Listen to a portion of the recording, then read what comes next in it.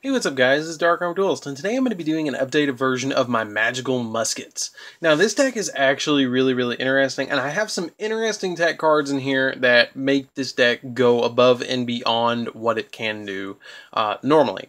Now, without further ado, let's get straight into this, but don't forget to like, comment, subscribe, and check out my Patreon down in the description below, and let's get straight on into this. So I've actually seen this deck topping a lot recently, and I'm not actually surprised. Like, this deck's actually pretty good, and I don't know why people don't have more faith in this deck. Like, this deck is a lot of fun, and it's actually pretty good.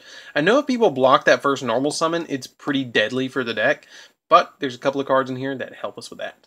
So, first off, we're going to play 3 copies of Magical Musket Caspar. This card's the searcher of the deck, and I will really quickly cover what all of the Magical Musket monsters do. So, during either player's turn, you can activate a Magical Musket spell or trap card from your hand.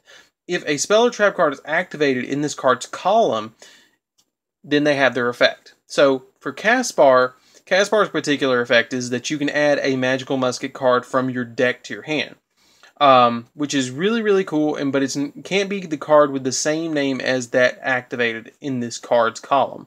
But usually that's not that big of a deal because you can't activate the Magical Musket cards but once per turn anyways. So you're usually not going to search the one that you just activated. You're going to search something else to prepare for the next turn or something like that. So, moving on, we play 2 copies of Magical Musket Doc. Doc's really interesting because if you activate a spell or trap card in his column, you get to add a card back from your graveyard, which is a Magical Musket card back from your graveyard, which is pretty cool. That's why we play 2 of him, and usually you're going to lean more on your level 3s than your level 4s in this deck with Ties of the Brethren. So then we play 3 copies of Magical Musket Kid Brave. He's actually pretty risky at times because you can draw really bad off of him. I mean, not that much in this deck because we play good cards in the deck, but it can happen.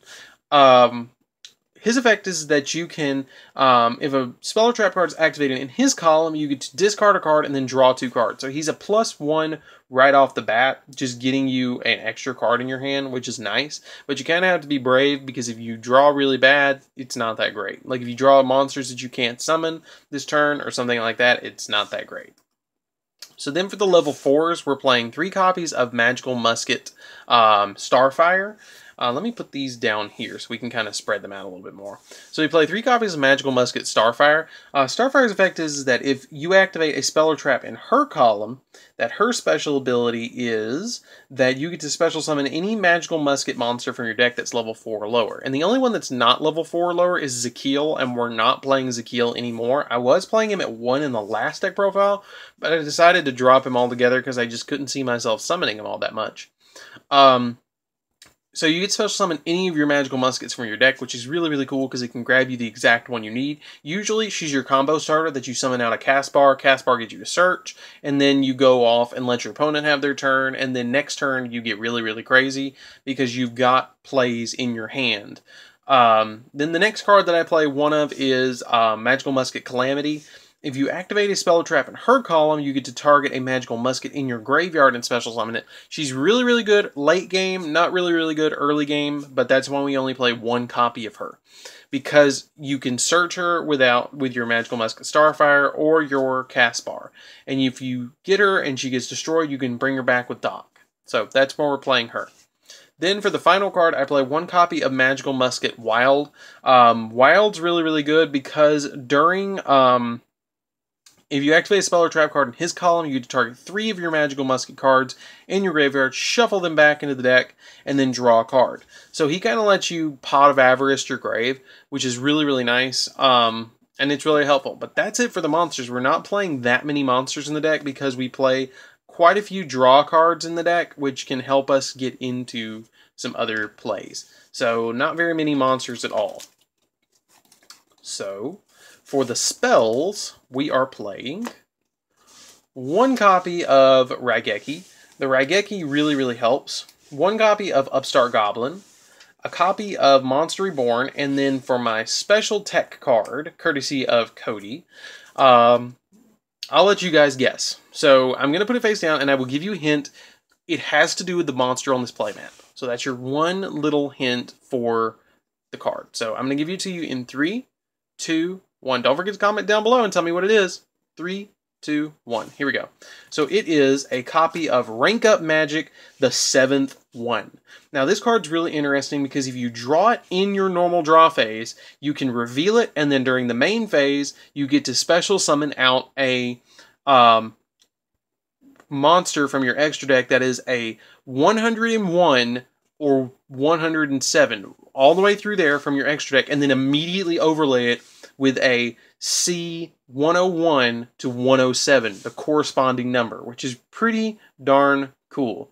But you can only activate one of these per duel, which is kind of crap, but at the same time, that's why you only play one. And you don't need that much in the extra deck at all, so that's why we play one copy of Rank Up Magic, the 7th one. This card is crazy good.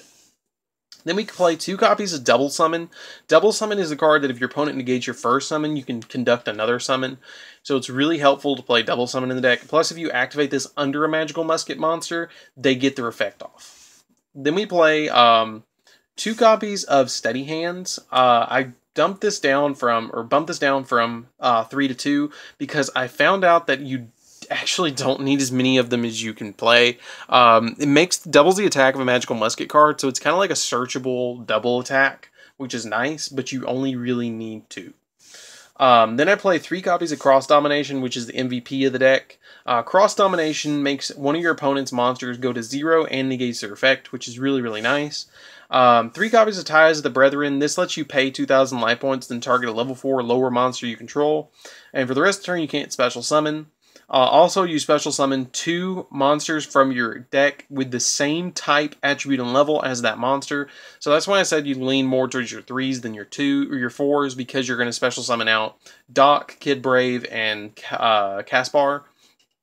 I have thought about actually bumping Doc up to 3, but he really, really sucks at 3. Because if you draw him early in the game, he's got no targets in the grave, so that's why you really play him at 2.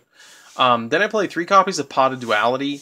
Pot of Duality is another one of those cards. The only one that really, really special summons is Starfire, because you don't want to do it early in the game anyways with Calamity. So if you have like Caspar in your hand, you normal summon Caspar and activate Duality, get a search, and then look at the top 3 of your deck and pick out the one that you want, which is really helpful.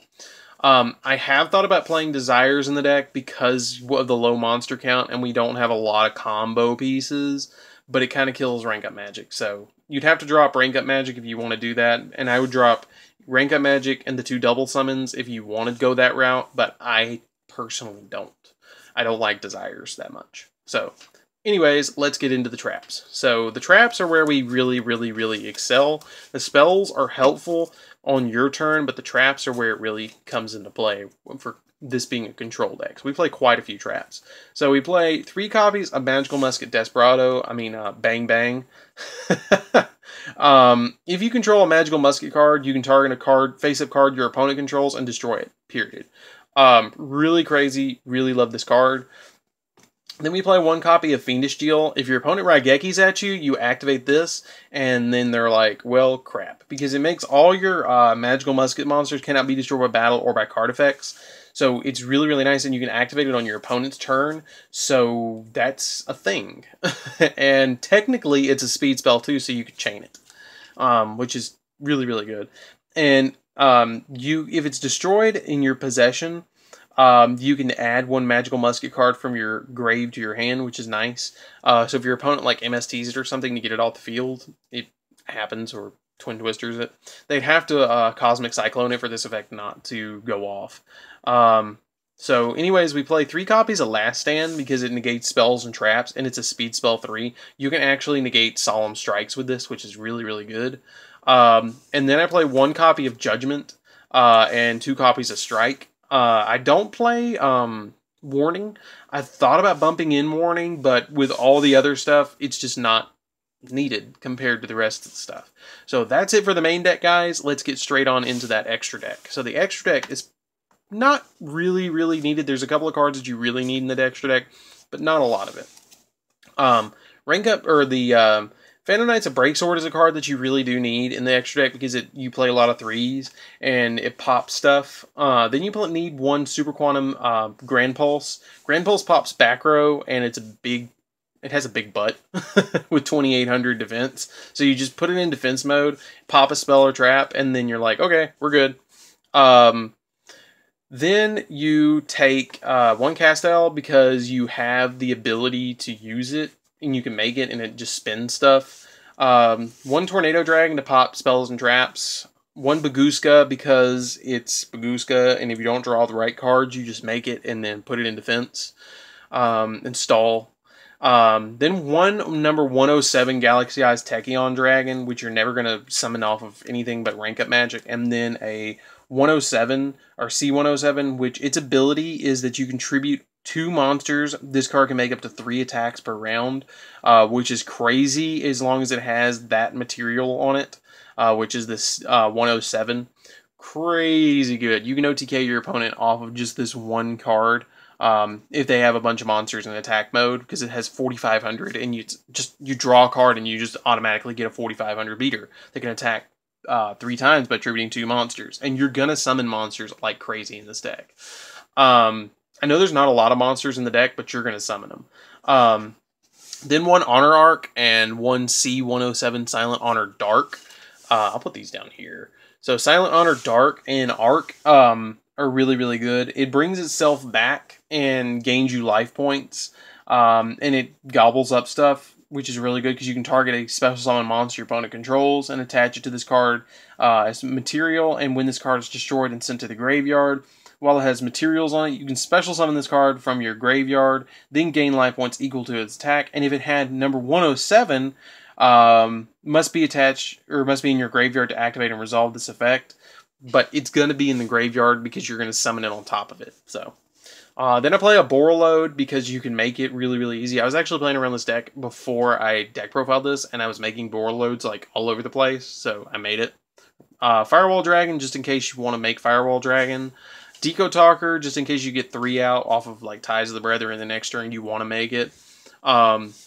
Proxy Dragon, because you can make it off of a link that your opponent has. Akashi Magician, because you can make it if you need to. And an Underclock Talker, because it's a 2-card link summon, and it makes stuff smaller. So, anyways, guys, that's it for the deck profile. I hope you enjoyed my little spicy tech, courtesy of Cody. I really appreciate it, Cody. Shoutouts to you. That's a really awesome tech, and we duel with it a couple of times, and he just kept hitting me with that card. Like, he would just draw it at the most unopportune time for me. And it was nuts. So anyways, guys, this is DarkArmedDuelist, and I will see you guys in the next video. Don't forget to check out the Patreon down in the description below and join DarkArmedAlliance. And I'll see you guys in the next video. See you around, guys.